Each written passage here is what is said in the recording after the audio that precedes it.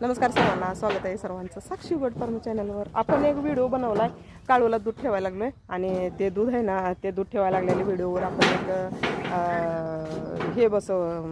एक म्हणजे असं बोललेलं बसवलं आहे आणि त्यावर आपल्याला कमेंट आले की असं शेतकऱ्याला झाडावर चढवून आहे ना तुम्ही मोकळं केलं, त्याच्याकडे काय नाही राहिलं, ढेकळं राहिलं आहे. कसं आहे माहिती आहे का, त्या ढेकळात पण कष्ट करायला लागतं आणि पैसा पण लावायला लागतो. शेतकऱ्याचं कसं होतं, कोणाकोणाला शेती आहे पण पैसा नाही, शेतकरी गरीब असतो बरं का, त्याच्याकडे पैसा नाही, शेतीत लावायला पैसा, पाणी करायला पाहिजे, नंतर त्यात मेहनत करायला पाहिजे. मेहनत नुसता करून पण चालत नाही, त्यात पैसा लावायला पाहिजे, रसायन आलं, खतं आलं, बियाणं आलं, नुकसान झालेलं सहन व्हायला पाहिजे, तेवढी आपल्याकडे ताकद पाहिजे.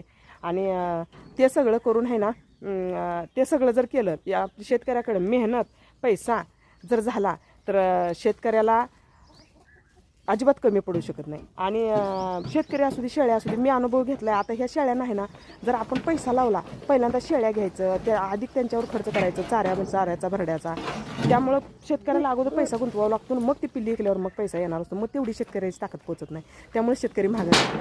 आणि जी मोठी मोठी लोक असतील ना, त्यांच्याकडे पैसा असतो लावायला, त्यामुळे ती पुढे जाते. आपण म्हणतो त्यांनी पुढे गेले, आपण महाग राहिलो, असं काही सुद्धा नाही. सगळ्यांना समानच आहे, फक्त आपल्याकडे पैसा लावायला कमी असतो. आता बघा कशी तयार झाली आहे, क्वालिटी छान तयार होते, फक्त पैसा पाहिजे आपल्याकडे लावायला. आणि कसं आहे माहिती आहे का, शेतकऱ्याचं एक वर्ष बियाणं घालून, जरी मातीत घालून बियाणं काहीच पिकलं आलं नाही, तरी पण एखाद्या शेतकऱ्याच्यात जावा बघा तुम्ही, केविल म्हणत करा बघा. एखादा जर भिकारी आला तर त्याला त्यांनी पाणी आणि देऊन जेवायला घालते ती. पण एखाद्या नोकरदाराच्या दारात जावा, तुम्हाला त्या भिकाऱ्याला दारात उभा राहू देते, भिकार राहू दे. आपल्यासारखा जर माणूस गेला आणि पाणी जर मागितलं ना, एकदम साधा माणूस जर गेला पाणी जर मागितलं ना, त्याला पाणीसुद्धा देत नसते ती. एवढी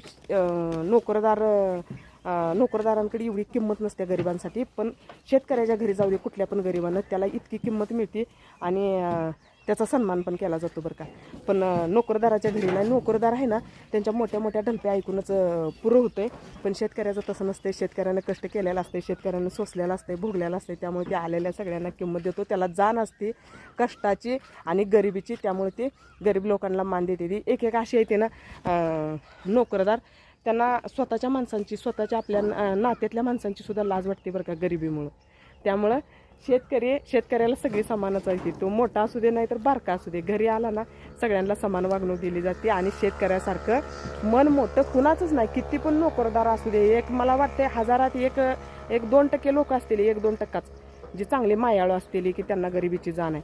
नाहीतर नोकरदार लोकांना आहे ना इतकी जाण नाही. पण शेतकऱ्या एवढे मन मोठं, मन मोकळं आणि दिलदार कुणाचंच नाही. एका नोकरदाराच्या घरी जावा, तुम्हाला कप चहा मिळणार नाही. आणि एखाद्या शेतकऱ्याच्या घरी जावा बघा, त्याच्यात जेवढं काय माळवं असेल तेवढं थोडं काढून सगळं फुकटमध्ये देणार.